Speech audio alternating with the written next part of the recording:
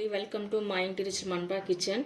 ఇవాళ నేను చేయబోయే రెసిపీ సాబుదాని సేమియా పాయసం అండి.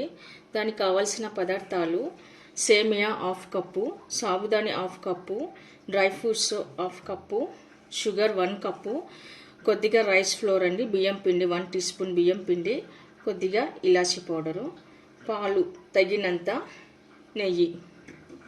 ముందుగా నేను ఒక కడాయి పెట్టుకున్నానండి.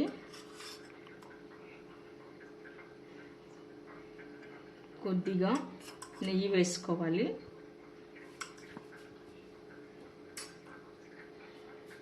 ఇందులో జీడిపప్పు బాదామి గోడం వేసుకున్నానండి.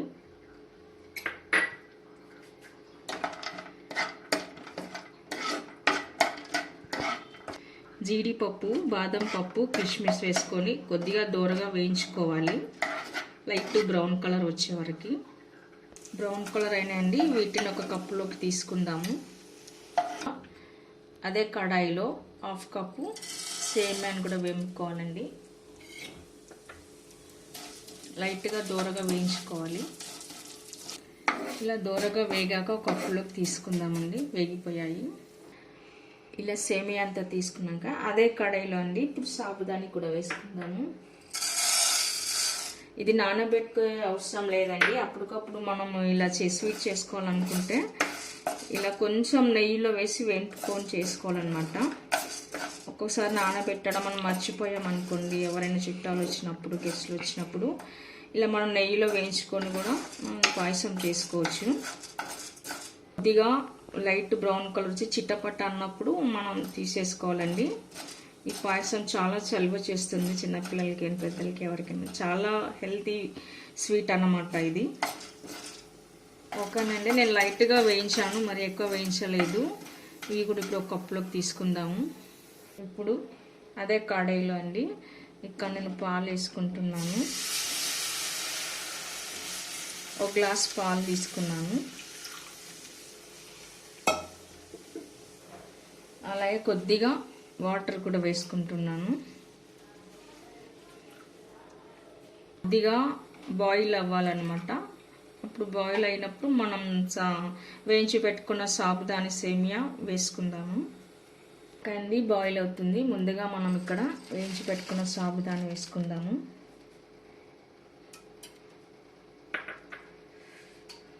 తర్వాత వేయించి పెట్టుకున్న సేమియా.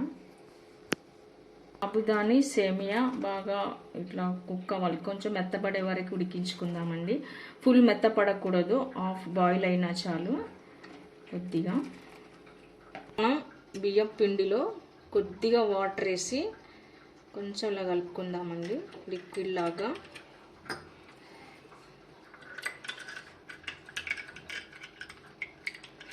ఇలా ఉండలేకుండా మెత్తగా ఉండలేకుండా ఇలా స్మూత్గా ఇలా కలుపుకోవాలన్నమాట.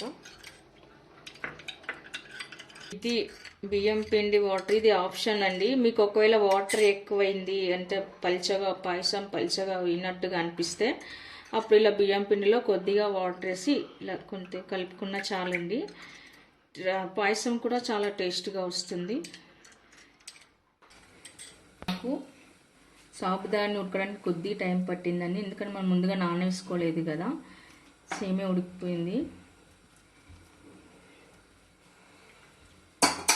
ఇప్పుడు మనం నానేసి పెట్టుకున్న రైస్ ఫ్లోర్ అండి కొద్దిగా వేసుకోండి చాలు.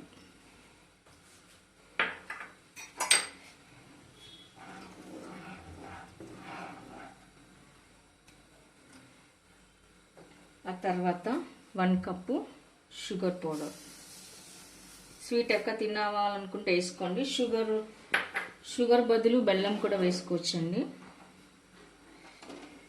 మనం ఇక్కడ షుగర్ కరిగిపోయే వరకు ఉడికించుకోవాలన్నమాట.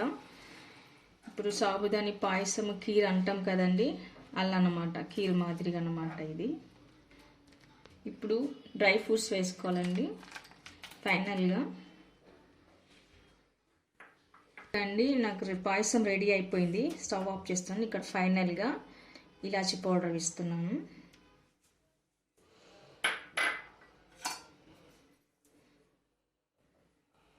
ఈ పాయసాన్ని ఒక సర్వింగ్ బౌల్లోకి తీసుకుందామండి. ఓకే అండి, పాయసం రెడీ అయిపోయింది. ఒక సర్వింగ్ బౌల్లోకి తీసుకున్నాను. నచ్చిందా? లైక్ చేయండి, షేర్ చేయండి, సబ్స్క్రైబ్ చేయండి. మీరు సబ్స్క్రైబ్ చేయడం వల్ల మేము చేస్తున్న ప్రతి వీడియోస్ మీకు నోటిఫికేషన్ రూపంలో వస్తాయండి. ఇది నాది 50వ వీడియో అండి. మన్పా కిచెన్ స్టార్ట్ చేసి 3-4 మంత్స్ అవుతుంది. 50వ వీడియో అండి. నాకు సబ్స్క్రైబ్ చేసిన వాళ్ళందరికీ నా కృతజ్ఞతలు అండి, ధన్యవాదాలండి. Thank you for watching.